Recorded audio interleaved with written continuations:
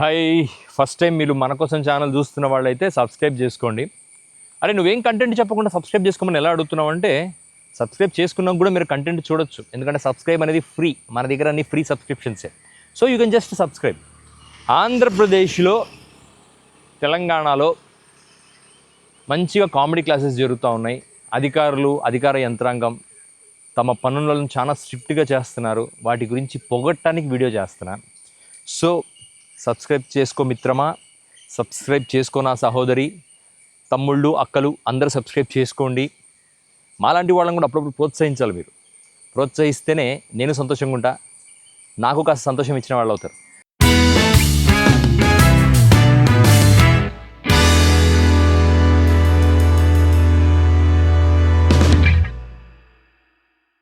So ఇవాళ ఆంధ్రప్రదేశ్లో ఏం జరుగుతుంది, ఆంధ్రప్రదేశ్లో రాజకీయాల పరిస్థితులు ఏంటి, స్వేచ్ఛకు, హక్కులకు, పొలిటికల్ మైలేజ్ పొందటానికి కార్యకర్తలు చేసే పనులకు, వాళ్ళని సంతృప్తిపరచడానికి నాయకులు చేసే పనులకు, వీటన్నిటికీ ఒక యుద్ధం జరుగుతూ ఉంది.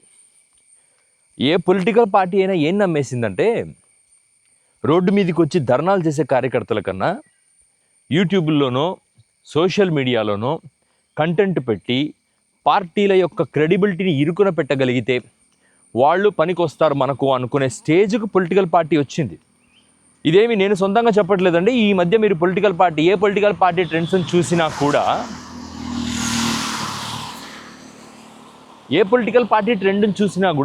వాళ్ళ కార్యకర్తలను ప్రోత్సహిస్తున్నారు. సోషల్ మీడియాలో మీరు వీడియోలు పెట్టండి, you entertain our parties ideologies అని కొన్ని పొలిటికల్ పార్టీస్ చెప్తే, మరికొన్ని పొలిటికల్ పార్టీస్ ఎలా తయారయ్యాయి అంటే, గత ప్రభుత్వంలో మన కార్యకర్తలు కొంతమంది ఎక్కడో ఏ మూలనో సమస్యలు ఎదుర్కొన్నారు, వాళ్ళను మనం టార్గెట్ చేయాలి, తగులుకోండి మీరు.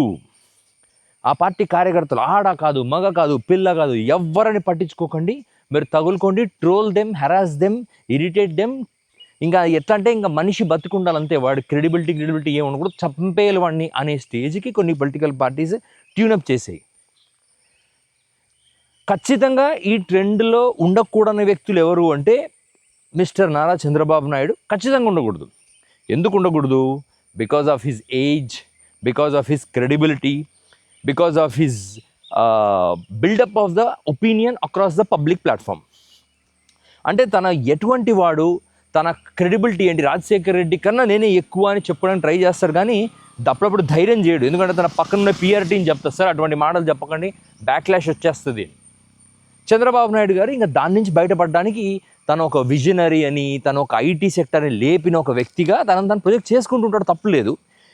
అంటే చంద్రబాబు నాయుడు గారికి ఒక బలమైన రెస్పాన్సిబిలిటీ ఉంది ఇటువంటి చీప్ పాలిటిక్స్ చేయకుండా ఉండటానికి. ఇప్పుడు జగన్మోహన్ రెడ్డి గారు కానీ, నారా లోకేష్ గారు కానీ, పవన్ కళ్యాణ్ గారు కానీ, వీళ్ళు ఇటువంటి పాలిటిక్స్ చేశారంటే అర్థం ఉంది. ఎందుకు అంటే వాళ్ళు young generation, comparatively younger generation, they want to rely more on information technology.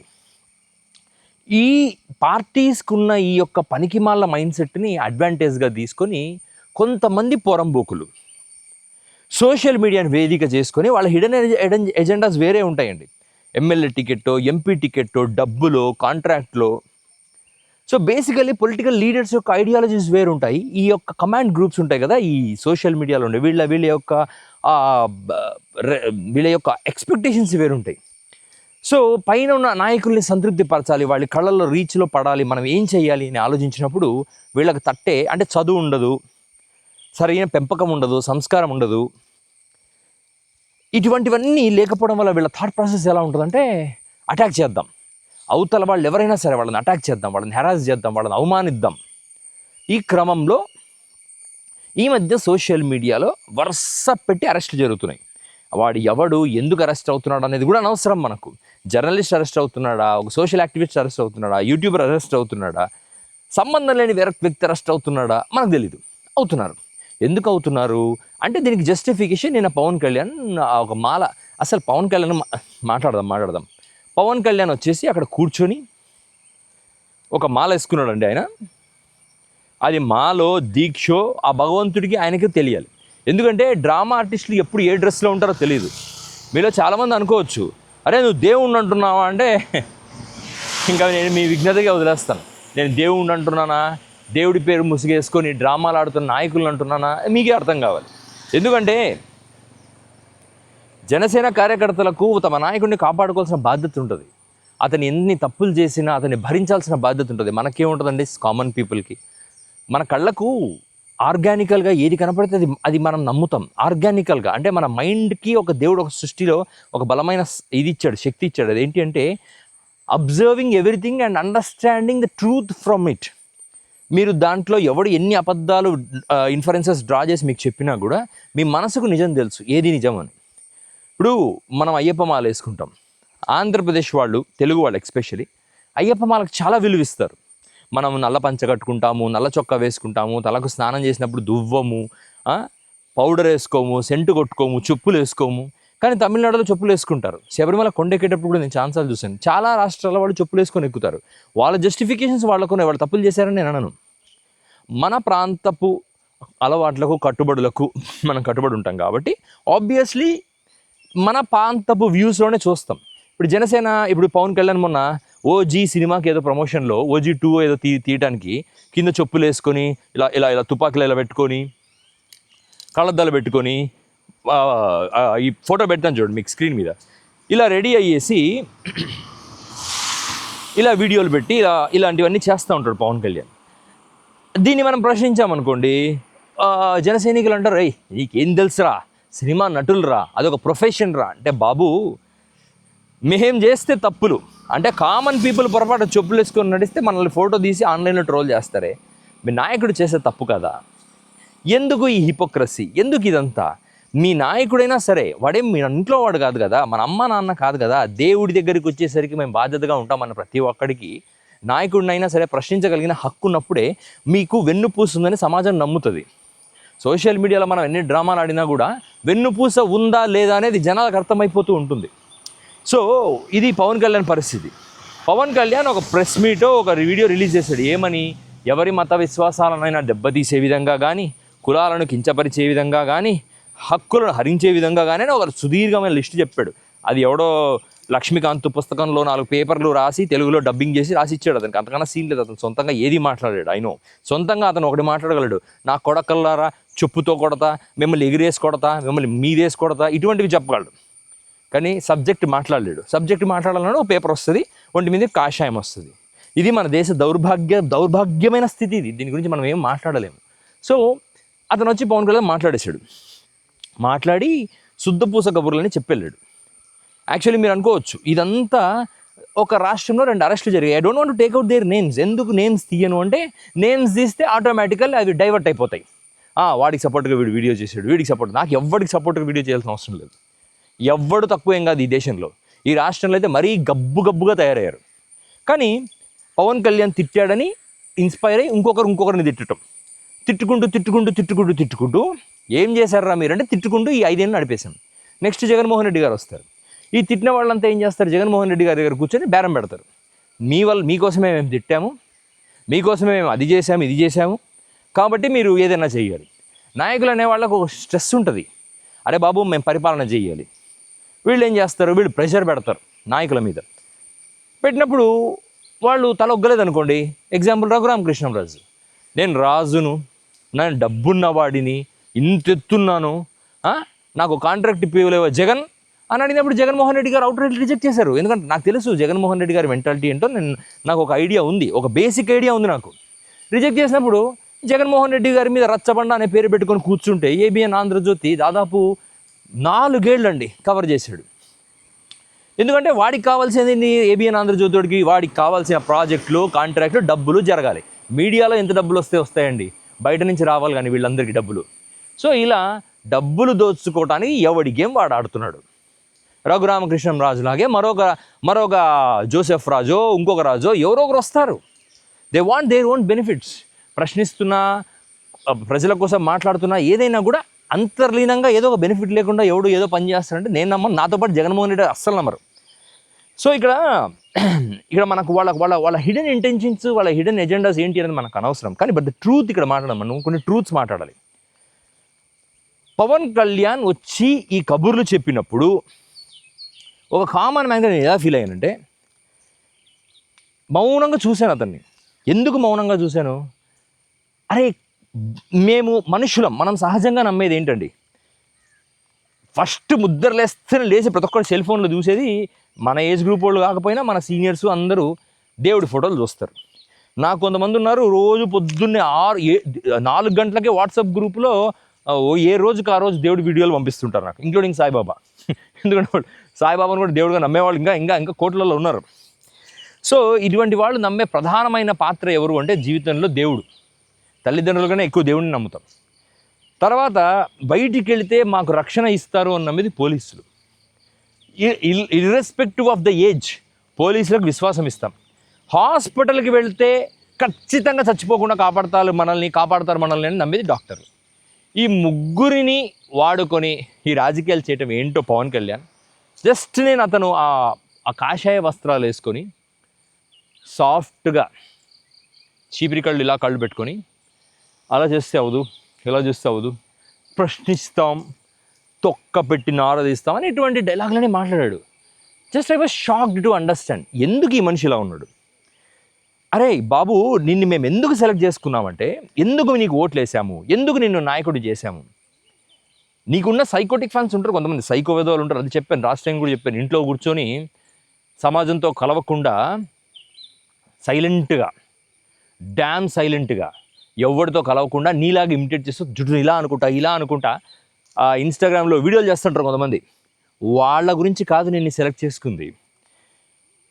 16-17 ఏళ్ల పిల్లలు, ఓటు హక్కు లేని పిల్లలు కూడా ఇంటికి వెళ్ళి అమ్మతో, అమ్మ సమాజంలో రాజకీయ వ్యవస్థ కుళ్ళిపోయిందంట, నేను అభిమానించే నటుడు చెప్పాడు, ఇప్పుడు ఆ నటుడు రాజకీయాల్లోకి వచ్చాడంట, ఖచ్చితంగా మంచి చేస్తాడని నాకు అనిపిస్తుందమ్మా, ఓటేయమ్మా ప్లీజ్ అమ్మా, ఓటేయమ్మా నాన్న ఓటేయండి నాన్న మీరు అని ఒప్పించి కులం ఫ్యాక్టర్ వాడావు, మతం ఫ్యాక్టర్ వాడావు, జాతి ఫ్యాక్టర్ వాడావు, కనిపించిన ఫ్యాక్టర్ అంతా వాడావు, లాస్ట్కి సుగాలి, ప్రీతి, మహిళల ఫ్యాక్టర్, ఏ ఫ్యాక్టర్ వదిలిపెట్టకుండా మనిషి బలహీనంగా ఫీల్ అయ్యే ప్రతి ఫ్యాక్టర్ని వాడి పరదొబ్బావు. ఇప్పుడు ఆ ఫ్యాక్టర్స్ అన్నీ వాడి అధికారంలోకి వచ్చిన తర్వాత నేను నాయకుడిగా భావించిన ఈ యువతకు నువ్వు చేసింది ఏంటో తెలుసా? అరే, ఒక నవ్వుకున్నావు నీకు నువ్వే కూర్చొని, అరే నేను నాయకుడిని అవడానికి రాలేదురా, పాలిటీషియన్ అవడానికి వచ్చాను రా, పిచ్చి వెదవల్లారా అని పుచ్చుక్కని వాళ్ళ ముఖం మీద ఒక ఉమ్మావు. ఆ జనరేషన్ ఎంత ట్రామా గ్రోత్నో తెలుసా? మీ అభిమానులు ఎంత ఇబ్బంది పడుతున్నారో మీకు ఒక కనీసమైన ఐడియా ఉందా మీకు? Are you even understanding how they are feeling? Literally depress అయిపోయారు చాలామంది యూత్. ఎందుకంటే అరే రాజకీయాలు చెడిపోయాయంట. ఎవరు చెప్పారు? పవన్ కళ్యాణ్ చెప్పాడు. ఆ రాజకీయాలు బాగుపరచడానికి మా నాయకుడు వస్తాడంట. ఎవరు చెప్పారు? పవన్ కళ్యాణ్ చెప్పాడు. బాగుపరుస్తాడు అని మేము ఊహించిన నాయకుడు వచ్చి యాజ్ యూజువల్ కులము, మతము, ప్రాంతము, జాతి వాడేస్తున్నాడేంటి? ఇప్పుడు నీ ఫ్యాన్స్లో ఎంతోమంది మాల వాళ్ళు ఉన్నారు, మాదిగ పిల్లలు ఉన్నారు, బ్రాహ్మణ పిల్లలు ఉన్నారు, రాజుల పిల్లలు ఉన్నారు, అందరూ ఉన్నారు. వాళ్ళు ఎవ్వరు వాళ్ళ కులాలను ఉద్ధరిస్తావని అయితే నీకు ఓట్లు లేదు కదా. ఈరోజు అధికారంలోకి వచ్చి అనగారిన నీ ఫ్యాన్స్లోనే ఉంటారు కదా, వాళ్ళ కుటుంబాలకు క్రైసిస్ వస్తే కనీసం మాట్లాడకపోగా ఎస్సీ ఎస్టీ అట్రాసిటీ యాక్ట్ రద్దు చేయాలి, రిజర్వేషన్లను తొలగించాలి, రిజర్వేషన్ల గురించి పునః సమీక్షించాలి అని ఆలోచిస్తున్న కేంద్ర ప్రభుత్వానికి వత్తాసు పలుకుతా, దాన్ని మా మైండ్లోకి ఇంప్లాంట్ చేయాలన్న ప్లానింగ్ చేసుకుంటా, మా నోటి దగ్గర ఆహారాన్ని లాగేసుకోవడానికి మీరు చేస్తున్న ప్రయత్నాన్ని మేము ఎలా చూడాలి? పవన్ కళ్యాణ్, చంద్రబాబు నాయుడు గారు కానీ, నారా లోకేష్ గారు కానీ చెయ్యటానికి సాహసం చెయ్యని పనులను కూడా మీరు చేయడానికి పూనుకొని anti social, anti democratic activities మీరు చేయాలని ప్రయత్నం చేస్తూ వాటిని ధైర్యంగా ప్రొజెక్ట్ చేసుకోవాలని అనుకుంటున్న మీ తత్వాన్ని ఎలా చూడాలి? మిమ్మల్ని కాపాడటానికి ఇక హోంశాఖ మంత్రి చేయాల్సిన పనులు కూడా మీరే చేస్తారని చెప్తున్నారు. డిప్యూటీ సీఎం కార్యాలయంలో సోషల్ మీడియా వింగ్, సోషల్ మీడియాలో జరుగుతున్న సంఘటనలను అడ్రస్ చేయడానికి ఒక వింగ్ పెడతారా? రాష్ట్రంలో సమస్యల గురించి ఏమాత్రమైనా మీకు అవగాహన ఉందా? I don't understand. What is your understanding? ఈ రాష్ట్రము 2014 ముందు తమిళనాడు, కేరళ, కర్ణాటక రాష్ట్రాలు చూసి ఏడ్చేవి. మన రాష్ట్రాన్ని చూసి ఏంట్రా ఈ రాష్ట్రము, కాంగ్రెస్ని అడ్డం పెట్టుకొని రాజశేఖర్ రెడ్డి ఎవడో వచ్చి మా ప్లాంట్లను, మా ప్రాజెక్టులను ఎత్తుకపోతున్నాడు, సోనియా గాంధీని బెదిరించి ఆంధ్రప్రదేశ్లో డబ్బులు, పెట్టుబడులని తీసుకెళ్తున్నాడు, ఎలారా బాబు ఆ రాజశేఖర్ రెడ్డిని తట్టుకోవాలా అని ఆలోచిస్తూ రాజశేఖర రెడ్డి చచ్చిపోతానే చిదంబరం లాంటి వాళ్ళు తమిళనాడు నుంచి ఎత్తుకొని సెంట్రల్ గవర్నమెంట్కి వెళ్ళి వీరప్ప మొయిలి, చిదంబరం ఇటువంటి వాళ్ళందరండి ఒక గేమ్ ఆడి రాష్ట్రాన్ని 2 ముక్కలు చేసి పేద రాష్ట్రంగా మార్చారు. సరే, పేద రాష్ట్రంగా మలచబడిన ఆంధ్రప్రదేశ్ కనీసం ఊతమిచ్చే ప్రయత్నం ఏమైనా చేస్తున్నారా? డబ్బులన్నీ దోచుకొని ఒక కాంప్లెక్స్ కట్టుకుంటున్నారు.